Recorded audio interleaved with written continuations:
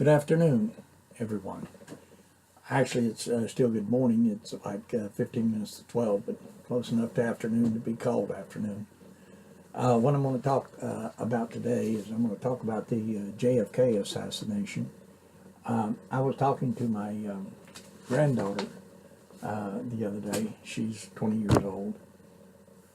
And I asked her what they're teaching in high school today, because she just graduated high school a couple of years ago.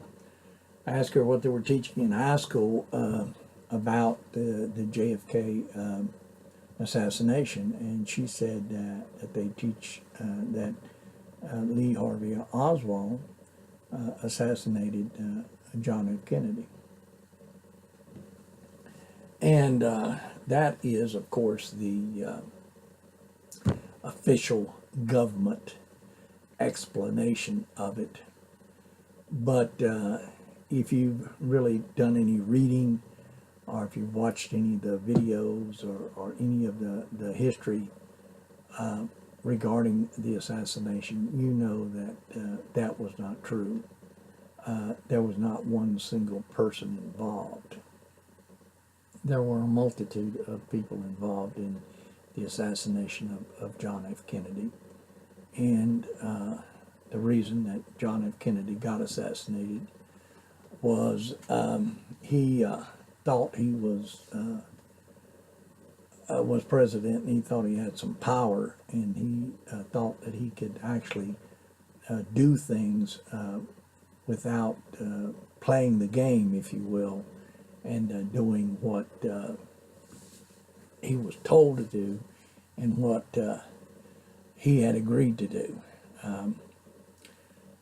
I personally believe, and it's been pretty much documented, that he was killed as a result of the Bay of Pigs invasion in Cuba. The Bay of Pigs invasion, which was supposed to be the United States invading and taking over Cuba in the 1960s, there were many meetings about it. It was pretty much agreed on that there would be a land force go in, and then the Air Force would follow in and offer air cover, and that the invasion would be successful. It was all planned out and ready to go. What happens is the ground troops went in, and then Kennedy refused to send the aircraft in to provide air cover for the ground forces, and the ground forces were annihilated. Thousands and thousands of people died, military plus government contractors working for the Central Intelligence Agency. Now, the Central Intelligence Agency has, in the past, we know, and probably still do today, they go around the world, various countries, assassinating people. They've definitely had leaders of other countries assassinated in the past. They tried to assassinate Castro on several attempts, but it failed. And they've assassinated other leaders in some other countries in the past, and they're probably still in that business today, although it's really, really hush-hush that they do that sort of stuff. And if you question them or any part of the government about them doing that, it's always a denial. They deny that that takes place. They deny that that ever took place. Now, the Bay of Pigs invasion, and the Kennedy assassination, there are lots of videos of that, and it definitely shows that shots were coming from a multiple direction. Also, it shows that the guard, the presidential guard, the Secret Service, was pulled back away from the president's moment before the shooting started. Of course, the governor of Texas, John Connally, he got shot too in the leg or something like that, and that was just to provide cover that, hey, Oswald wasn't a very good shot. But anyway, what's being taught in the history books is that JFK was assassinated by one man. It was not true. President Eisenhower warned us, a very famous video about the military-industrial complex back when he was president, and the military-industrial complex was, in fact, responsible for Kennedy's assassination. Exactly who was involved, exactly whether or not it was approved at the highest levels. It was approved at some very high levels in government, that's a fact. And Lyndon Johnson was sworn in as president, and Vietnam happened, and the military and the military contractors in his country were given the go-ahead to spend millions and millions and millions of dollars fighting the Vietnam War, and they were given the go-ahead to proceed with what it is that they wanted to do.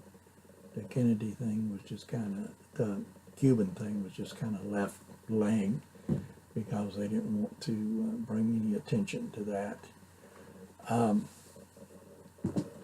But anyway, Kennedy was definitely assassinated, and there are various what they call conspiracy theories about who actually assassinated him.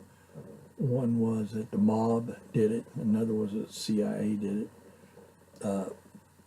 and there was other theories too, but the official government explanation is that Lee Harvey Oswald did it. And they had a lot of government committees, the Warren Committee or the Warren Commission, and they basically just came out and said, hey, Oswald did it. I mean, there's no evidence to prove that anybody else was involved. So the thing about it is, it's all a big cover-up. Kennedy was assassinated by some people in government pulling some strings, and it was covered up, and Oswald was the scapegoat. Kind of makes you wonder about the assassination of President Lincoln. The history books were have been written that, you know, there was a single assassin. Probably was a single assassin, but I mean, he was paid, and it was orchestrated by a bunch of other powerful people that didn't like some of the things that Lincoln had done. The bottom line to this whole thing is that if you're president, you really are just a player. You're not super powerful. You've got to play the game. You've got to play the game with all the other government agencies and departments. You just can't go off half-cocked doing things on your own. You have to play the game. You have to be a part of the team. And Kennedy, I thought he was too powerful, and thought he was really had much more say than he actually had, and that's what got him assassinated. Lincoln probably also, I think if Lincoln had played it a lot different, then Lincoln would probably still have been able to continue living and not have been assassinated. But anyway, that's just the way it is. And I think all you parents out there, if you're really interested in knowing and letting your children know the truth about things, is they need to not believe only what is written in the history books and only what is being taught in school.